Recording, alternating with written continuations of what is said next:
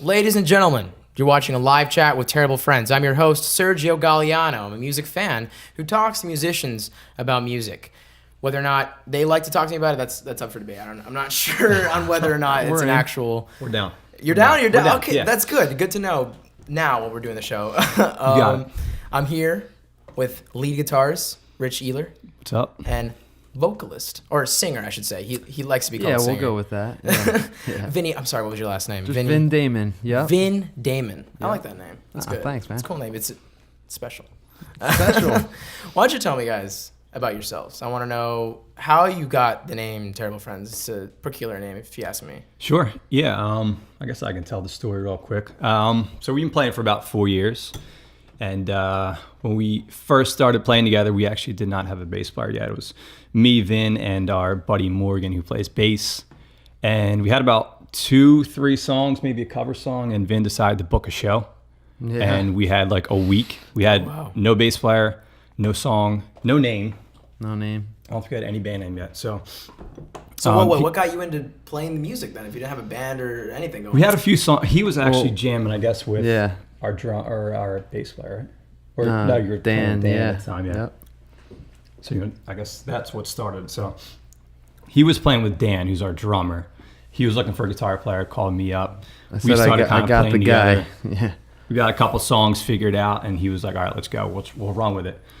So we booked the show. Actually, we were playing at Rowan University. I guess it was Rowan College at the time, but he booked the show at Rowan University at like some like fair, like they had live bands and they were selling stuff, whatever. Mm-hmm. And we needed a name, and we actually I think he had a song called "Terrible Friends" at the time. Yeah, one of the first songs was And Terrible we got to Friends, get so- him, like, just give him a name, whatever. We'll go Terrible Friends for now, Sure. and then we'll change it later on, and we never changed it back. Just stuck. You It's like stuck, it? yeah. Yeah, it's fine. Yeah, I think it's pretty catchy, I guess. So. I've heard worse. Yeah, me and Rich have been, playing. Feels like forever. Yeah. Together. Just acoustic stuff. For a while there, we both weren't in bands. We were meeting up for happy hour, just kind of game planning on what the next move was, and then I ended up meeting Dan, just at a bar. An old friend as well. Dan's your drummer, right? Dan's the drummer. Okay. Yeah. Met Dan, and we just hit it off again, and I said I was looking for a drummer, and there he was. And then we needed a guitar player, and I had the man as well, Rich, right Me here. and Vin were kind of playing open mics a lot at the time. So Okay. we'd go to like open mics with acoustic guitar, and we'd go play a few songs, whatever, just hop around Philly, South Jersey, wherever we could play. And then Get out to McGillen's. McGillen's did a lot, yeah. And so basically, he kind of had me playing guitar on the side, and then he was doing this thing with Dan on drums, and then he's like, let's put it together, see what we can do. It's almost like we didn't know what direction we kind of wanted to go. Like I like a lot of like alternative kind of country stuff at the time. That's how I was kind of leaning All-American. towards. Yeah, just that kind of stuff. Rich is more. He likes a little heavier stuff, and Dan the drummer, he was into heavier stuff as well. So He was going nuts on the drums earlier. Yeah. Right. Well, that's the other Dan. Oh, the other Dan. I guess there's another piece to this. So that was Dan as well, the drummer. Right. So the Dan that we started out with, and we played for, like I said, close to 4 years with him. He, I guess he just officially resigned from the band, so he's out of it at this point. Still our good buddy. Good friend, That's yeah. important. Yeah, he helped us write the first couple EPs. He helped us write, all of our songs. So Right. And he decided he wanted to take a little break, so we called in New Dan, who you met today. Right. And Dan actually learned all those songs in about a week. Nice. He didn't know how to play any of those songs. So he had a week, we got 3 practices together, and he picked it up pretty well. So there's old Dan and there's new Dan. That's good. So you guys just play out of Philly? Like, are you all from Philly? Like, what's the deal with that? What's your radius? Originally from South Jersey. Okay. Oh, all right. But then, he lives in PA now, outside the city. I live in Philly. Yeah, we all kind of broke up, spread out a little bit. Scatter plotted. But you guys still try to play together every once in a while. Yeah, we got a home base. Good. Down in South Jersey still. So Okay. So then I know you guys through Henry Tyler, who you guys played with. Right. That show was here in Philadelphia. How often do you guys play here? Like, what's the deal with that? we usually try and get about one show a month, maybe 2 shows a month. Nice. You don't want to play in Philly, too much. You have the people that are going to come see you, fans and stuff, and they're not going to be able to come to a show every week. So we try and do like 1 or 2 shows a month. Okay. Yeah, meeting Henry, it was fun at Bourbon and Branch. We're chilling at the green room upstairs. They had just a bunch of beer in the fridge. And we were just sitting up in the room, and we were actually talking about in the room just about how awesome a room it would have been to record there. And they said, "Oh, by the way, I'm part of this live group." Yeah. I was talking. Yeah, we were talking about that. Was I in there? No, you weren't there. It's private. Let's not invite it. Plotting. Okay. All right. Well, that's really cool, man. I like that. I like what we're talking about. Let's move on. Let's go on to the next topic. We're pressed for time these days. This is how it goes. So our second topic, as usual, we kind of bring it to you. We have some research that we do on the side. We try to figure out exactly how we can have an informed conversation over what's happening in the real world. I wanted to ask you, because you guys are, I'd say, one of the older bands we've had on the show, because we have a lot of college students, as it is. Naturally. And so I just see you guys as a real professional group of dudes. And I want to know, if you guys have been playing for 4 years, this is longer than any other bands we've been with. What's some ways stylistically that you guys have changed, plan on changing? Is that a thing that you see with bands of your caliber these days? Sticking to a cookie cutter format, or are you guys just evolving? Can we talk about that a bit?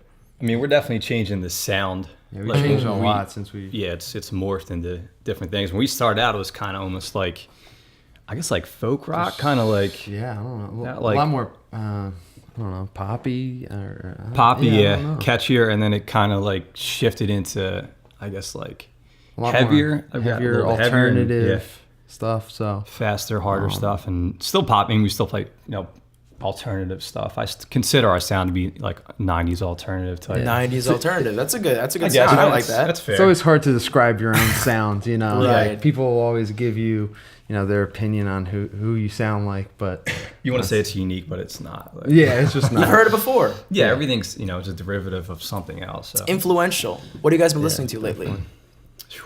Lately, let's see. Listen to Beach Slang. They're another Philly bass kind of punk band I listen to a lot. Yeah. Basement, Balance and Composure. We listen to Ryan Adams. Basement, Ryan Adams. Ray LaMontagne, that new record, really good as well. So here's the deal, right? I wanted to ask you about how you feel about those kinds of transitions, because you have you have examples of Darius Rucker, Hootie and the Blowfish, sure. How he changed, he transitioned into a country kind of style. Some people agree with this, some people don't like it. How do you guys feel about stuff like that happening and these bands that they just change their faces, I think, as a musician, you're gonna want to, you're not gonna want to play the same thing for years. And what was this band originally? Hootie and the Blowfish, right? That was yeah. So what's you gonna play Hootie and the Blowfish for 40 years? He wanted to change, and he was able to do it. So I feel like you're gonna have to evolve and change into something at least a little bit. Yeah, and we've been playing with a lot of the same bands kind of coming up with us, and everybody's sound has changed a lot. Take one of our bands, our buddies' bands, the Warhawks. I feel like they changed a lot. They got heavier. Just a great band. Love going to see them. Yeah. Okay. All right. But so, good or bad? I'm thinking in terms of do you guys see yourself as that kind of transition a detriment? Do you want to grow? How do you guys feel about yourselves? Yeah, I feel like if you just try to recreate the same songs or play the same songs over and over, I feel like that can't be a good thing. So, no, never is. Definitely. Yeah, you gotta. It's creativity. You gotta just keep being creative. Come up with new stuff. You get bored with the same stuff. If you're playing that repetitively. So. We'll try to write a new song every practice if we can. If we write 50 songs, we might keep 15. 10, right? So that's the hope. Which is kind of different. When I was playing, before this band, I never really had that type of songwriting process. But for us, I feel like we just kind of rapid fire write. Like we'll write, and just throw out what we don't like. So it's not like, we have to write this specific type of sound, or we're going to keep working the song forever until we get it right. It's like, just throw it against the wall and see what sticks. The word that I know Rich and Morgan hate is jam. You can never say you can't jam. Be a jam band, yeah. It can't be a jam. Just don't do that. Yeah. Like, I love to jam, but these guys they love the song structure. So hopefully it's good that we meet somewhere in the middle, and it's good for everybody. No one wants to hear a 15-minute song, so that's true. No one does. I do. I'll hear that riff all day. Oh, that's cool, man. I like that. All right, why don't we move on to your topic? You guys, we usually have our musical guests bring a topic of their own. That way, we all have a shared conversation, shared group of ideas. What do you guys want to talk about today? I guess kind of tied in what we were talking about before. Do it yourself, DIY local bands, and how to get yourself out there, and places to play, and ways get your music out, and social media presence and all that stuff. We obviously we don't have a manager or anything like that, so we've been booking our own shows and managing our own, whether it's Twitter, YouTube, whatever. One of the projects we just did was we took it upon ourselves to just go into a studio. One of our buddies, Paul, has a little studio.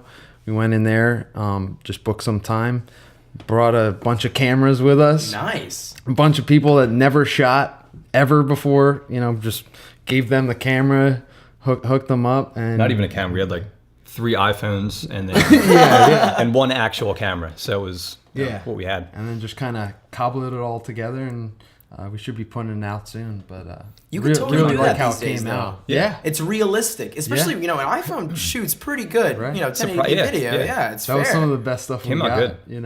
On the iPhone. Surprisingly, For real, yeah. Dude, that's luckily, awesome. Luckily we had someone that had a spot and the microphones and could record and track everything well. Right. So yeah, we tracked it there, and we had I think we had 4 cameras. Just got different angle shots, and we edited it ourselves and mixed it ourselves, synced it all up, and it actually came out pretty decent. So all right, so let me ask you though, you guys have been pretty much living the adult life for a little while now. How often do you guys have time to just come together and practice? How often does that even happen? Every week. Every week you guys have the time, At least once a week. Time? Do you guys have side jobs? How's this working for you right now?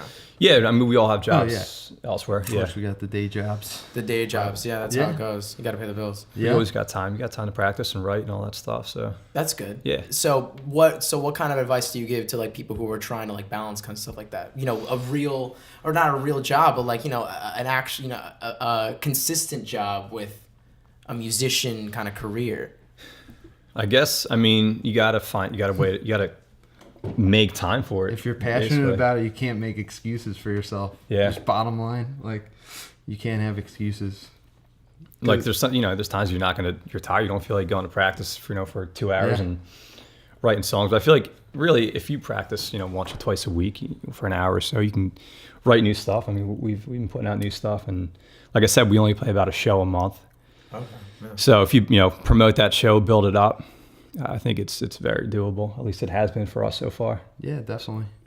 So then, okay, all right, that's good. Work ethic is what you're saying. Yeah, just make time for it. Yeah. If you want to make time for it, you can find the time for it. That's all. Honestly, that's how it kind of goes with especially what we're doing here. This is just us when we're trying to figure it out. I mean, you saw earlier it was a scramble, but we wanted it to happen. Mm-hmm. You got to want it to happen. I feel like that's another big deal when you're doing DIY stuff of any sort. Exactly. Yeah. It was the longest setup for a 3-song set I've ever seen in my life. That was probably 2.5 hours to set with all these freaking lights going everywhere. We got it. It was worth it at the end of the day. Yeah. I'm sure we'll get something. We weren't leaving. We weren't leaving. That's good. We were staying. You would have camped out? Over. Oh, man, I appreciate that. Yeah. We figured it out at the end. All that work, we were definitely going to get the footage. Absolutely. And it's it came out well. Yeah, honestly.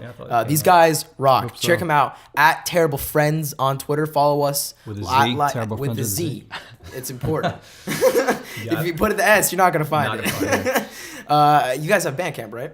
Yeah. Yep. Okay, cool. Check them out on Bandcamp too. You got it on SoundCloud? Yeah, we're on SoundCloud. Bandcamp. Facebook. It's another part of the DIY. Everything. We got a couple EPs up on Bandcamp. Oh, that's good. Yeah. You guys coming up with anything in the future? Yeah, we're anything actually like that? we have enough for a full length, so we're trying to work out which songs to play, and I think hopefully by the end of this year we'd like to finish up a full length. That's our goal. So Yeah, that's the goal. we'll see.